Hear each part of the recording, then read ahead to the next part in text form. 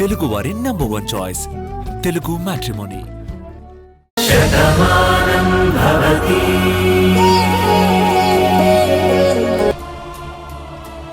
పాపం మన నీలిమ ఎంత బాధపడింది. అదంతా తలుచుకుంటుంటే నాకు చాలా బాధగా ఉందే. అదేనమ్మా, నీలిమది ఎంత సున్నితమైన మనసో మనకు తెలుసు కదా. అలాంటిది తను ఈ బాధని ఎలా భరిస్తుందని నాకు చాలా భయంగా ఉందమ్మా. మంచి వాళ్లకే చెడు జరుగుతుందని ఇలాంటి సంఘటనలు చూసి చెప్పినట్టున్నారు.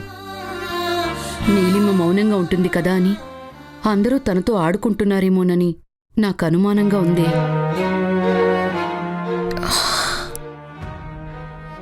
నీలిమా, లగేజ్ తీసుకొచ్చావేంటమ్మా? ఈ ఇంట్లో కూడా ఉండకూడదు, బయటికి వెళ్ళిపోమని చెప్పి పంపిస్తున్నారా? అదేం లేదు. ఈ ఇంట్లో వాళ్ళు అలా మాట్లాడే మనుషులు కాదు. వాళ్ళకి మనమంటే ఎంతో అభిమానం. ఎందుకు లేదమ్మా, ఎంత అభిమానం ఉందో పొద్దున చూశాం కదా. పెద్దమ్మా, ఉదయం జరిగిన దాని గురించి మీరు ఇంకా ఆలోచించకండి. ఆలోచించకుండా ఎలా ఉండమంటావు? అక్కడ అవమానం జరిగింది నా చెల్లికి. బాధపడకుండా ఎలా ఉంటావు? చూడండి, ఇక్కడ ఏం జరిగినా చూసి చూడనట్టు వదిలేయండి.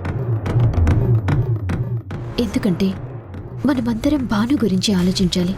భాను వాళ్ల మనిషి కాబట్టి వాళ్ళు భాను గురించి ఆలోచిస్తారు. నువ్వు నా కూతురివి కాబట్టి నేను నీ గురించి ఆలోచిస్తాను. నేను స్నేహ నీ గురించి ఇంట్లో ఉంటున్నామమ్మా. నీ పంచన బ్రతుకుతున్నామమ్మా. అందుకే నీకు కన్నీళ్ళొస్తే మాకు కష్టంగా ఉంటుంది. నీకు కష్టం వస్తే మాకు కన్నీళ్ళొస్తాయమ్మా. అదే సరే, ఇంతకీ లగేజ్ ఏంటి? అది చెప్పలేదు. ఈ రోజు నుంచి భాను ఆ గదిలో ఉంటుంది కదా. పొరపాటుని ఇవక్కడ చూసింది అంటే మళ్ళీ లేనిపోని గొడవ జరుగుతుంది. అందుకే ఇక్కడికి తీసుకొచ్చేశాను. నేను కూడా మీతో పాటు ఈ రోజు నుంచి ఇక్కడే ఉంటాను. చూశావమ్మా, 3 ముళ్ళు వేశాక నీకు తన హృదయంలో స్థానం లేదు అన్నాడు. నువ్వు భార్యగా వచ్చాక ఇప్పుడు తన గదిలో స్థానం లేదు అంటున్నాడు. ఇంకొన్నాళ్లు పోతే ఈ ఇంట్లో కూడా నీకు స్థానం లేదు అని చెప్పే రోజులొస్తాయేమో. పెద్దమ్మా, ప్రతిదాన్ని భూతత్వంలో చూస్తే భయంగానే కనిపిస్తుంది. పరిస్థితిని అర్థం చేసుకుంటే సామరస్యంగా ఉంటుంది. ఏంటి అర్థం చేసుకునేది? కార్తీక్ నీ భర్త. భాను వచ్చింది కదా అని నీ స్థానం మారిపోదు కదా. నువ్వు ఆ గదిలోనే ఉండాలి, తనతోనే ఉండాలి. ఆ అవకాశం నీకెలాగో ఇవ్వడం లేదు. అందుకే కదా నువ్వు నీ సామాను పట్టుకుని ఇక్కడికొచ్చావు. అవునమ్మా, ఇదంతా ఒక పద్ధతి ప్రకారం చేస్తున్నారనిపిస్తోంది. ఏ మాట చెప్పినా భానుకి తెలియకూడదు, భాను బాధపడకూడదు అని నిన్నింతలా బాధ పెడుతున్నారే. ఏ భాను ఒక్కతే ఇంటి కోడలా? నువ్వు కాదా? నీ మెడలో తాళి కట్టలేదా? మరి నువ్వు కూడా ఈ ఇంటి మనిషివే కదా. ఆ విషయం వాళ్ళకి తెలీదా? నేను అడిగితేనేమో నువ్వు వద్దు అంటావు, వాళ్ళు తిడితే మాత్రం పడతాను అంటావు. ఆ భాను చెయ్యెత్తినా కన్నీళ్లు కార్చుకుంటూ దండం పెడతావు. నాకు నచ్చలేదమ్మా. నా కూతురు ఇలా ఉండటం నాకు నచ్చలేదు. పెద్దమ్మా, మీకు నా మీదున్న అభిమానం వల్ల మీరింతలా బాధపడుతున్నారు. కానీ గతంలో కార్తీక్ని సొంతం చేసుకోవటానికి నేను కూడా చిన్న చిన్న పొరపాట్లు చేశాను. అవి గుర్తుపెట్టుకున్న భాను నా మీద కోపాన్ని చూపిస్తుంది. కానీ ఇప్పుడు ఆ పొరపాట్లన్నీ నేను సరిదిద్దుకున్నానని భానుకి తెలియాలంటే కొంచెం సమయం కావాలి. అయినా ఎంతకాలం? 6 నెలలు. భానుకి ఎలాంటి ఇబ్బంది లేకుండా ఉంటే తర్వాత అన్ని పరిస్థితులు సర్దుకుంటాయని అత్తయ్య మాటిచ్చారు కదా. ఆవిడ మాటిచ్చారు అంటే తప్పకుండా నిలబెట్టుకుంటారు. మీరు అనవసరంగా భయపడి బాధపడకండి. 6 నెలలు ఆగమన్నారు కాబట్టి నేను ఓపిక పట్టాను. నువ్వు మాట్లాడద్దు అన్నావు కాబట్టి నేను మౌనంగా ఉన్నాను. కానీ 6 నెలలు పూర్తయిన క్షణంలో వాళ్ళు మళ్ళీ ఇదే నాటకాలు ఆడితే మాత్రం నేను ఊరుకోను. ఆ కార్తీక్ని భాను ముందు నిలబెట్టి నువ్వు చచ్చిపోయావనుకుని నా కూతురు మెళ్ళో తాళి కట్టాడు అని చెప్పేస్తాను. ఇప్పుడు కార్తీక్ మీద నీకెంత హక్కుందో నా కూతురికి అంతే హక్కుందని నేను చెప్పేస్తాను. ఏంటి ముగ్గురు ఇక్కడ మీటింగ్ పెట్టారు? మేం బయటికొస్తే గొడవ జరుగుతుంది కదా బామ్మ, అందుకే లోపల కూర్చున్నాం. మంచి పని చేశారు. ఇలా లోపలే ఉంటే మిగిలిన పనులు ఎవరు చేస్తారు? ఇదిగో శారదా, నువ్వు గుత్తొంకాయ కూర ఎంతో అద్భుతంగా చేస్తావు కదా.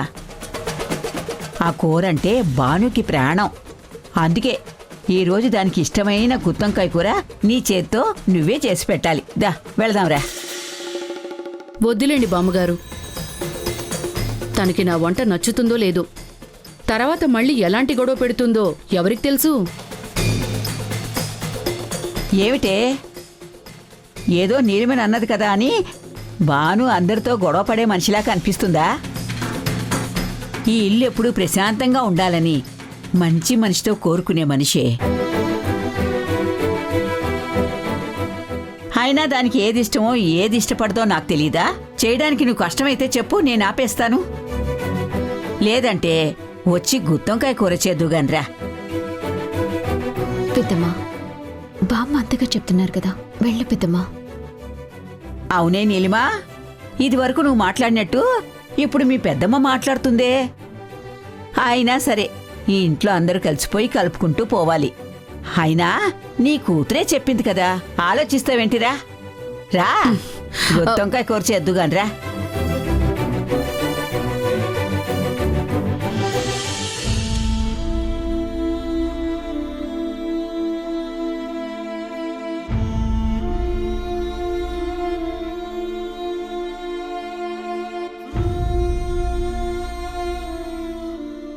ఏంటి జయ, ఇంకా పడుకోలేదా?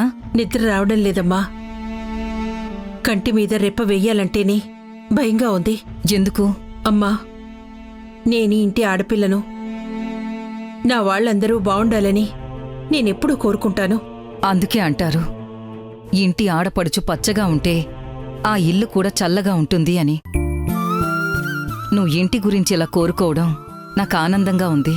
అమ్మా, ఏ ఆడపిల్లైనా పెళ్ళయ్యి అత్తవారింటికి వెళ్ళిపోతుంది. పుట్టింటికి చుట్టం చూపుగానే వస్తుంది. కాని నేను మాత్రం మెట్టినింట్లో అడుగుపెట్టినా నా పుట్టింట్లోనే ఉన్నాను. నా భర్త కూడా ఇక్కడే ఇల్లరికం వచ్చున్నాడు. ఆ ఇంటికి చుట్టం చూపుగా వెళ్ళటమే కాని ఈ ఇంట్లోనే మేమందరం ఉన్నాం. మీరెప్పుడు నా కళ్ల ముందే ఉండాలని కదా నేను పెళ్లిలోనే అల్లుడుగారిని అలా అడిగింది. అవునమ్మా, నీకు నీ పిల్లలంటే ఎంత మమకారమో నాకు తెలుసు కదా. అందుకే ఇప్పుడు నువ్వు నా విషయంలో సంతోషంగా ఉన్నావు, కాని తమ్ముడి విషయంలో బాధపడుతున్నావు. వాడు కూడా మానసికంగా చాలా నలిగిపోతున్నాడు. అది చూస్తూ నేను తట్టుకోలేకపోతున్నాను. అవునమ్మా, కిట్టై బాధను ఎలా తీర్చాలో, తనని ఎలా ఓదార్చాలో కూడా నాకు అర్థం కావడం లేదు. నేను ఏం చెప్పాలనుకున్నా తన దగ్గర సమాధానం ఉంది. అందుకే ఏమీ చెప్పలేకపోతున్నాను. చూడమ్మా, మనిషి ఒంటరిగా ఉన్నప్పుడే గతం గురించి ఆలోచన వస్తుంది, భవిష్యత్తు గురించి భయం ఉంటుంది. అదే తన జీవితంలో ఇంకో జతుంటే సంతోషాన్ని పంచుకోటానికి తోడుంది అని మనసు కుదుటపడుతుంది. నువ్వు మాట్లాడేది కిట్టయ్య పెళ్లి గురించే కదా? అది ఎలా చెప్పాలి అని నేను కూడా నీకు చెప్పినట్టున్నాను. చూడమ్మా, తమ్ముడికి పెళ్లి చెయ్యాలంటే ఏదో సంబంధం చూడాలి, వాణ్ణి ఒప్పించాలి అని నేను చెప్పడం లేదు. వాడి మనసుని అర్థం చేసుకున్నది నా కూతురే.